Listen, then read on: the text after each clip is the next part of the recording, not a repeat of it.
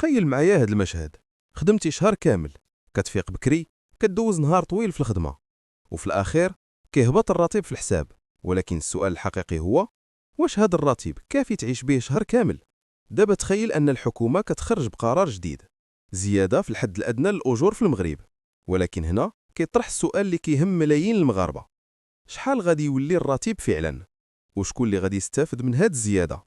واش غادي تحسن المعيشة ولا غير رقم جديد على الورق؟ باش نفهموا القصة كاملة خصنا نبداو من الأساس. خليكم معايا ما تمشيو فين.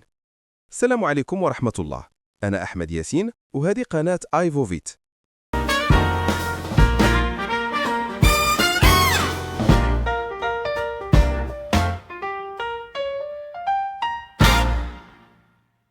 في المغرب كاين واحد الرقم مهم بزاف في القانون، كنسميوه السميك. السميك ببساطة هو أقل راتب قانوني ممكن يتخلص به عامل في القطاع الخاص. يعني أي شركة في المغرب ما يمكنش تخلص أقل من هذا الرقم. وهذا الشيء كيخص مثلا العمال في المصانع، العمال في المحلات، المستخدمين في الشركات الخاصة، والكثير من الوظائف الأخرى. لكن مع ارتفاع الأسعار في آخر السنوات بدأ الضغط يكبر. ثمن الكرا طالع، المواد الغذائية طالعين، حتى المعيشة اليومية ولات أصعب. وهنا بدأ النقاش الكبير بين الحكومة، النقابات وأرباب العمل. والنتيجة كانت اتفاق مهم باش يتم رفع الحد الأدنى للأجور تدريجياً. والمرحلة الجديدة من هذه الزيادة دخلت حيز التنفيذ في 2026. دابا خلينا نشوفوا الأرقام الحقيقية. قبل هذا القرار الحد الأدنى للأجر في القطاع غير الفلاحي كان تقريباً 17.10 درهم في الساعة. لكن ابتداء من يناير 2026 ارتفع إلى 17.92 درهم للساعة. يمكن الوهلة الأولى هاد الزيادة تبان صغيرة، ولكن إلا حسبناها بالشهر الحد الأدنى للأجر ولا تقريبا 3422 درهم في الشهر قبل الاقتطاعات. يعني هذا هو أقل راتب قانوني ممكن يتخلص به عامل في القطاع الخاص في المغرب. ولكن هنا كاين سؤال مهم: واش هاد القرار كيهم جميع العمال؟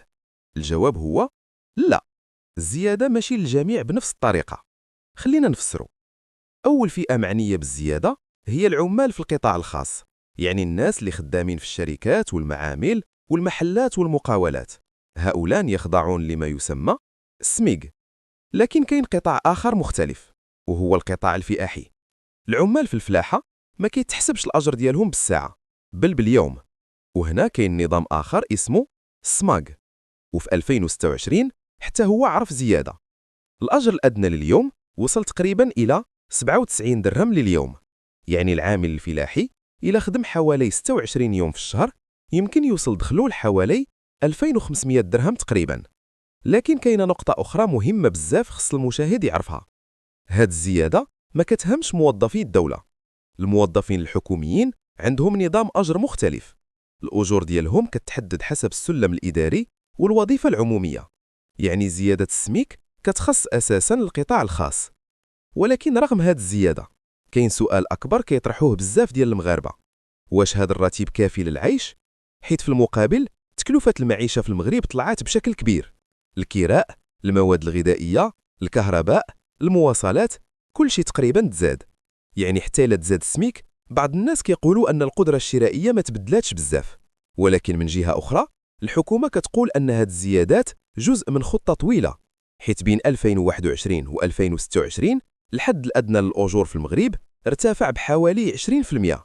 وهذا الشيء كيعتبر من أكبر الزيادات في سنوات. ولكن السؤال اللي كيبقى مطروح هو: فين غادي توصل الأجور في المغرب في المستقبل؟ واش السميك غادي يستمر يطلع ولا غادي يوقف هنا؟ وشحال خاص الراتب الأدنى فعلا يكون باش يقدر المواطن يعيش بكرامة؟ دابا بغيت نسمع رأيك. واش كتعتقد أن 3422 درهم في الشهر كافية للعيش في المغرب اليوم، ولا خاص الحد الأدنى للأجور يكون أكبر؟ اكتب رأيك في التعليقات. وشكرا على المشاهدة. وإلا عجبك هذا الفيديو اشترك في القناة، فعل زر الجرس، وشارك الفيديو مع الناس اللي كيهمهم الأمر. وإلى اللقاء.